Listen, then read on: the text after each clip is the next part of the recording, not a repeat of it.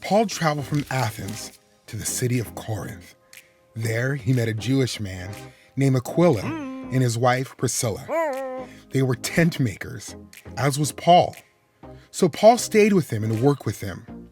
On the Sabbath days, Paul went to the synagogue to talk to the Jews and Greeks. He tried to persuade them to believe in Jesus. Some of the people believed, and the church grew in Corinth.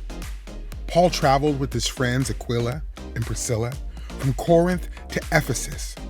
Aquila and Priscilla stayed in Ephesus while Paul visited churches throughout Asia. Paul helped the believers in the cities grow stronger in their faith. While Paul was traveling, a Jew named Apollos came to Ephesus. Apollos knew the scriptures well. Apollos liked to tell people about Jesus, and what he taught was true. But he did not understand everything about Jesus, so Priscilla and Aquila took him to their home and explained more to him. Apollos traveled and taught others, using the scriptures to show that Jesus is the Messiah. Paul met with a group of people to eat the Lord's Supper. He talked to the group until midnight.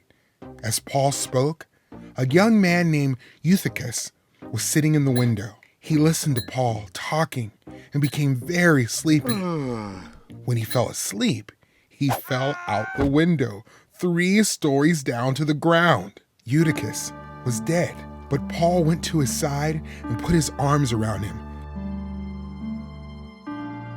And Eutychus came back to life. Paul continued talking until the morning. Then the believers took Eutychus home, and they were greatly comforted.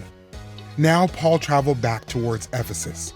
He decided not to stop in Ephesus, but he asked the leaders of the church there to meet him in a nearby city. Paul said to them, "I am obeying the Spirit and am going to sail to Jerusalem. I do not know what will happen to me there, but I know that trouble and jail wait for me.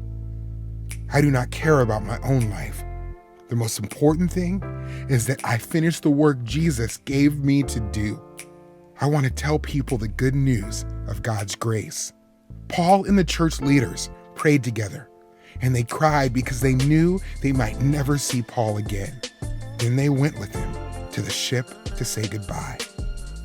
As Paul traveled on his 3rd missionary journey, he used every opportunity to tell people the good news about Jesus and to help the church. Paul was dedicated to Jesus, who called him to do the work of sharing the gospel.